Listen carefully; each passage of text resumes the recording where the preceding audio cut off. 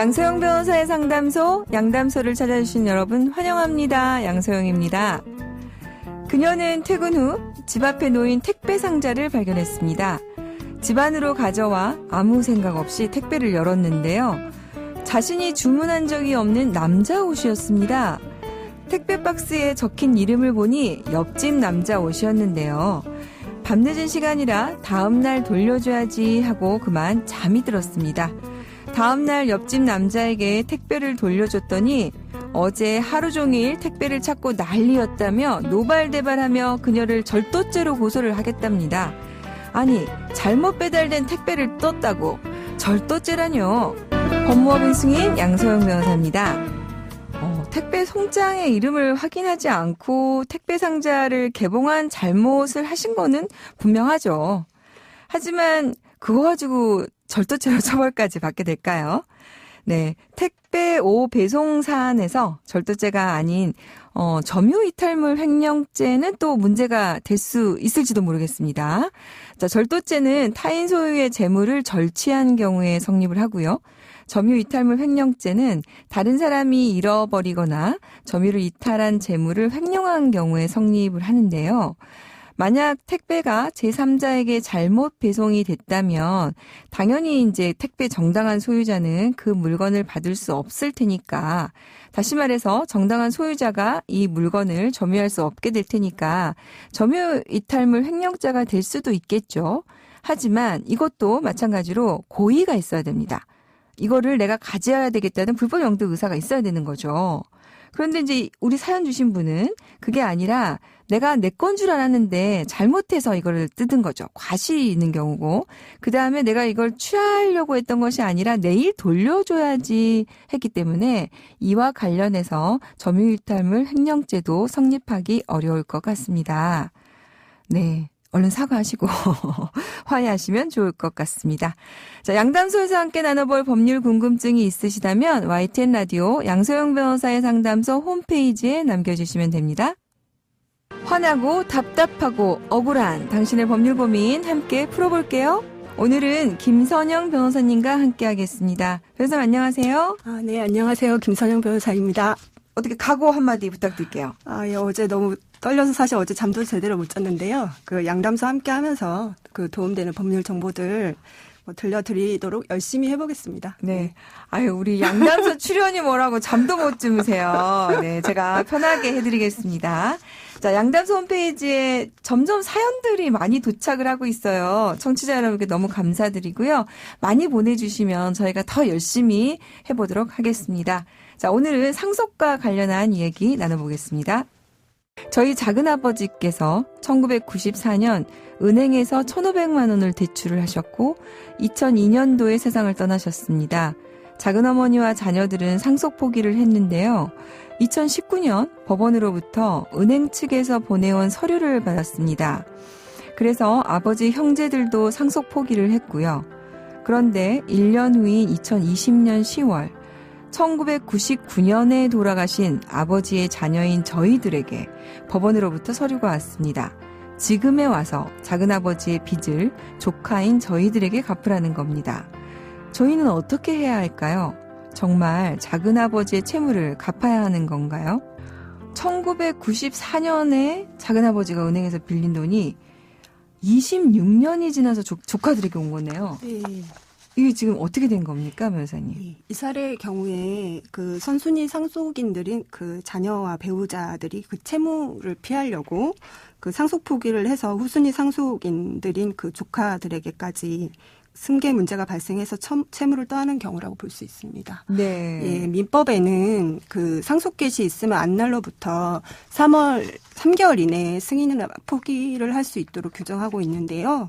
그 기간 내에 그런 승인과 포기를 하지 않으면 단순 승인한 것으로 이제 간주가 돼서 그렇게 되면 그 피상속인의 그러니까 망자의 권리 의무를 모두 승계하게 됩니다. 그리고 그 민법이 또 상속 순위에 관해서도 규정을 하고 있는데요. 네네. 그 순서를 보면 그러니까 1순위는 망자의 자녀, 직계 비속, 그리고 두 번째는 망자의 부모, 네. 그리고 세 번째는 망자의 형제자매, 네. 그리고 네 번째는 망자의 이제 사촌 이내의 친척, 네네. 순서로 이제 상속이 된다고 규정하고 있고요. 네. 배우자에 대해서 좀 궁금하실 수도 있는데 배우자 같은 경우에는 이제 망자의 부모하고 자녀가 있으면 그들과 함께 상속인이 동순위로 됩니다. 네. 그래서 따라서 이제 그 선순위 상속인이 상속 포기를 하게 되면 그 상속 포기는 소급표가 발생해서요. 처음부터 상속인이 아니었던 것으로 돼서요. 후순위 상속인들이 그 비율에 따라서 이렇게 상속을 하게 됩니다. 그러니까 이제 선순위들이 포기해서 돌아서 지금 조카들까지 오게 된 거네요. 그죠? 위에서는 이제 다 포기를 했으니까. 네. 그 이제 작은아버지 채무가 결국 나한테까지 온 건데. 네. 그러면은 지금 26년 만에 돌아온 건데. 그럼 이제 이분들은 포기를 못하고 갚아야 되는 겁니까? 예, 그 상속 포기에 관련해서 보면요. 네. 사연의 경우에 그 작은 아버지, 즉 망자의 1순위 상속인인 자녀 그리고 배우자가 그 망자의 사망 이후에 3개월 이내에 아마 상속 포기를 하고 그 부모도 없는 경우라서 3순위 상속인인 피상속인 형제 자매들에게 그 채무가 이제 상속이 돼서 은행에서 그 형제 자매들에게 채무를 구한 경우인데요. 이게 그 조카들까지 채무가 문제가 되는 경우에는 이 사례가 아마 작은아버지 형제 중에 하나인 그 사연자의 아버지께서 이미 1999년경에 사망을 하셔서 그 대습상속 문제가 발생한 경우로 볼 수 있을 것 같습니다. 네. 대습상속이 뭡니까, 변호사님? 이게 대습상속도 민법에 규정이 있는데요. 네. 그 상속인이 될 그 자녀 그리고 또는 형제 자매가 그 상속이 발생하기 전에 사망하거나 그 결격자가 된 경우에 그 자녀들이 있는 때에는 그 자녀들이 상속인이 되는 제도를 대습상속이라고 합니다. 그래서 이 건의 경우 작은 아버지가 2002년경에 돌아가셨는데 형제에 해당하는 이 사연자의 아버지께서 그 이미 1999년경에 돌아가셔서 아버지의 그 자녀인 사연자가 다른 형제들과 함께 채무를 상속하게 된 경우입니다. 그리고 작은 아버지의 다른 형제들은 이미 이제 법원으로부터 통지를 받자마자 상속 포기를 해서 채무 변제 위험에서 벗어났지만 이 지위를 대습상속한 사연자가 상속 포기를 하지 않아서 작은 아버지 채무까지 전부 변제할 위험에 처한 것으로 보입니다.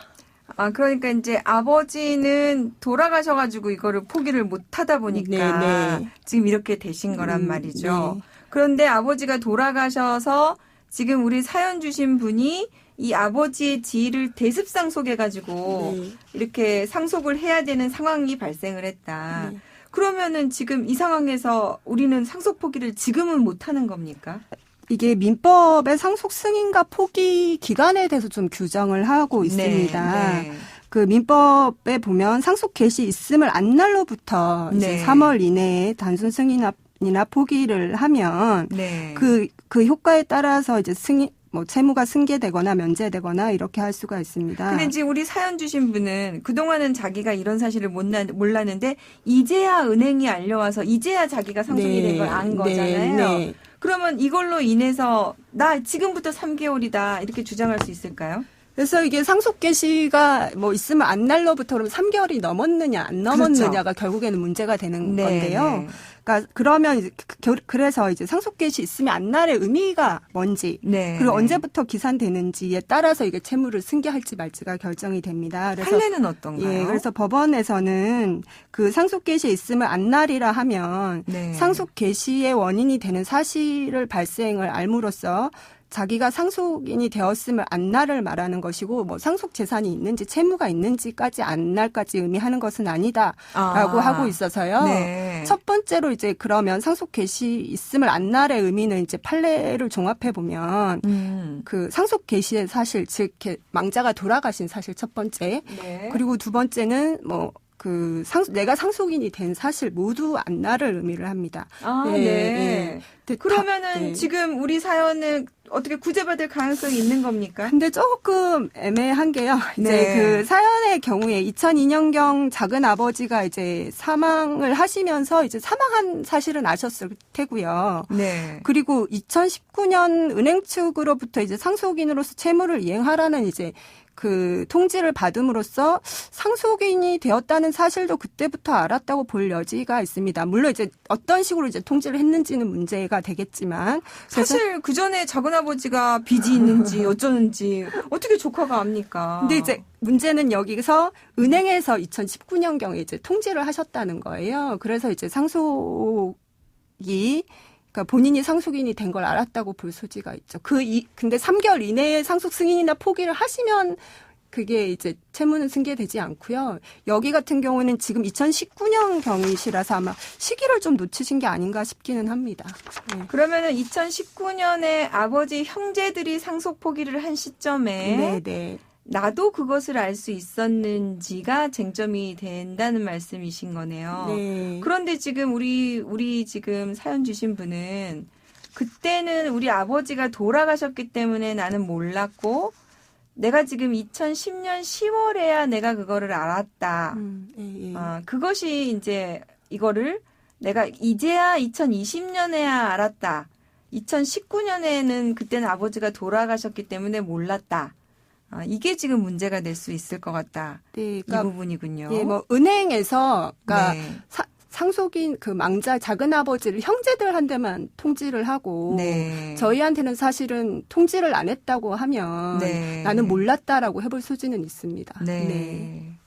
자, 그러면 방금 우리 변호사님께서 말씀해 주신 부분, 우리 사연 주신 분이 지금 질문 주신 내용 중에는 그게 명확하지가 않습니다. 자, 2019년에 법원으로부터 은행의 통지를 자, 돌아가신 아버님에게는 어떤 방식으로 통지가 됐었는지 여부. 이와 관련해서 아버지는 돌아가셨기 때문에 우리 지금 사연 주신 분은 거기에 대해서 전혀 받을 수가 없었다. 이 부분이 만약에 입증이 된다면 지금이라도 포기가 가능하다고 할 것이고 그런데 그때 아버지도 받았고 우리도 알 수 있었다고 한다면 지금은 포기가 불가능해서 그러면은 결국 이 채무를 변제해야 되는 상황이 되는 겁니까? 다만 이제 이게 알았다고 하면 네. 그 상속 승인 포기 효력에 따라서는 부인하기가 조금 어려울 수도 있는데요. 네, 다른 방법은 없을까요? 그러니까 이 사연에 보시면 이게 네. 채무가 한 20년이 넘었습니다. 네. 그래서 일반적으로 이제 채무 같은 경우에 채권 같은 경우에 10년간 행사하지 않으면 소멸시효가 있거든요. 네. 그래서 이 소멸시효 항변으로 그러니까 10년이 훨씬 넘었으니 그 채무를 변제할 수 없다. 그러니까 그 소멸시효 항변은 소멸시효 항변. 그건 한번 해볼 수도 있을 것 같습니다. 네. 예. 네. 변호사님, 오늘 도움 말씀 감사드리고요. 오늘 사연 주신 분, 우리 김선영 변호사님 말씀이 좀 도움이 됐기를 바라면서 오늘 양소영 변호사의 상담소, 양담소 마무리하고요. 양담소는 내일 다시 문을 열도록 하겠습니다. 끝곡 어반자카파의 코끝의 겨울 들려드릴게요. 지금까지 양소영이었습니다.